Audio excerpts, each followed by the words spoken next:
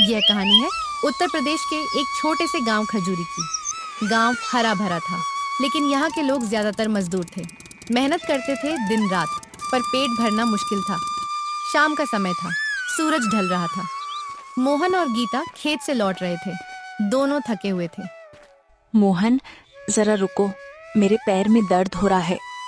बैठ जा यहीं, मैं पानी लाता हूँ। तुम्हें पता है, मुन्नी को बिरयानी बहुत पसंद थी। उसने मरने से पहले कहा था, पापा एक बार बिरयानी खिला दो। पर हम कभी नहीं खिला पाए। अब ये बातें मत कर, चल घर चलते हैं। गांव के मोड़ पर लच्छो काकी का बिरयानी ढाबा था। उनकी चिकन बिरयानी पूरे जिले में मशहूर थी, लेकिन एक प्लेट का किराया था 400 रुपए। मोहन और गीता ढाबे के पास से गुजर रहे थे। हवा में मसालों की तेज खुशबू आ रही थी। गीता अचानक रुक गई। क्या खुशबू है! मोहन, मैंने कभी बिरयानी नहीं खाई। तुम यहीं रुको, मैं अभी लेकर आता हूँ। पर तुम्हारे पास पैसे कितने हैं? 90 रुपए हैं, इतने में काम चल जाएगा। मोहन ढाबे की तरफ बढ़ा। ढाबे पर भीड़ थी। अच्छे कपड़े पहने लोग बैठे थे। मोहन ने हिम्मत करके पूछा, लच्छो काकी, एक प्लेट चिकन बिरयानी कितने की है? 400 रुपये प्लेट है। 400 रुपए? तुम जैसे गरीबों के बस की नहीं है बिरयानी खाना। हटो यहाँ से, भीड़ मत लगाओ। आसपास बैठे लोग हंसने लगे। मोहन शर्मिंदा होकर वहां से लौट आया। क्या हुआ? बिरयानी क्यों नहीं लाई?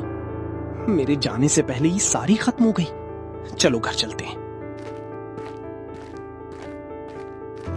वो दोनों घर लौट आए। साधारण खाना खाकर सो गए, लेकिन मोहन की आंखों में नींद नहीं थी। 400 रुपए, मैं सारा महीना मेहनत करता हूँ तो 2000 रुपए बनते हैं। 400 रुपए की बिरयानी किसके पेट के लिए है?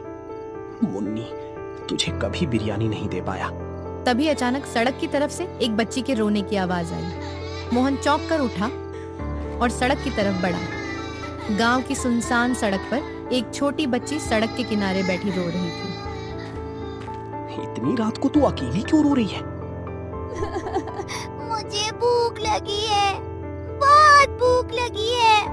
मेरी माँ नहीं है, मेरे पापा नहीं है। मोहन की सांसें रुक गईं। उसे बच्ची की आवाज अपनी मुन्नी जैसी लगी। चल मेरे घर चल, तुझे खाना खिलाऊंगा। मोहन बच्ची को लेकर घर आया। गीता शोर सुनकर जग गई। ये कौन है? इतनी रात को कहाँ से आई? रास्ते में रो रही थी। एक बार बत्ती जलाकर तो देख, इसका चेहरा देख। गीता ने बत्ती जलाई। फिर जब बच्ची का चेहरा साफ दिखा तो गीता का हाथ कांपने लगा। ये तो हमारी मुन्नी है। मोहन, ये हमारी मुन्नी है। नहीं गीता, ये मुन्नी नहीं है, पर देखने में बिल्कुल वैसी ही है। सुबह हो गई थी। पायल मोहन के घर में बैठी थी। गीता ने प्यार से पूछा, बेटा, तेरा नाम क्या है? मेरा नाम पायल है। तेरे माँ पापा कहाँ हैं? पायल की आंखों में आंसू आ गए। वो 6 महीने पहले खेत में काम करते थे। एक दिन उन्हें खाना नहीं मिला। रात को वो सो गए और फिर कभी नहीं उठे। मोहन की आंखों से आंसू बहने लगे। गीता सिसकने लगी। लेकिन मुझे बिरयानी बनानी आती है, माँ ने सिखाई थी। हमारे पास चिकन नहीं था तो माँ पत्ता गोभी से बनाती थी। पापा कहते थे ये गरीबों वाली बिरयानी है। गीता ने पत्ता गोभी, चावल और मसाले निकाले। पायल ने छोटे छोटे हाथों से बिरयानी बनानी शुरू कर दी। मोहन और गीता चुपचाप उसे देखते रहे। थोड़ी देर में पूरे घर में खुशबू फैल गई। मोहन ने एक कौर खाया तो उसकी आंखें चमक उठी। ये तो कमाल की बनी है पायल। सुन पायल, अब तू अकेली नहीं है, तू हमारी बेटी है। सच में? तुम मुझे अपने साथ रखोगे? हाँ बेटा, अब तू हमारी मुन्नी है। उस घर में सालों बाद एक बच्ची की हंसी लौट आई थी। कुछ दिन बाद मोहन ने गांव के चौक पर एक छोटा सा ठेला लगाया। बोर्ड पर लिखा था, पायल की पत्ता गोभी बिरयानी, सिर्फ 10 रुपए प्लेट। आओ भैया आओ, 10 रुपए में पेट भर बिरयानी। गरीबों वाली बिरयानी खाओ, मजा लो। मैंने बनाई है, मेरी माँ की रेसिपी है। लोग जमा होने लगे। एक ग्राहक ने संदेह से पूछा, 10 रुपए में चिकन बिरयानी? मजाक तो नहीं कर रहे हो? पहले खा लो भैया, पसंद नहीं आई तो पैसे मत देना। ग्राहक ने एक प्लेट ली।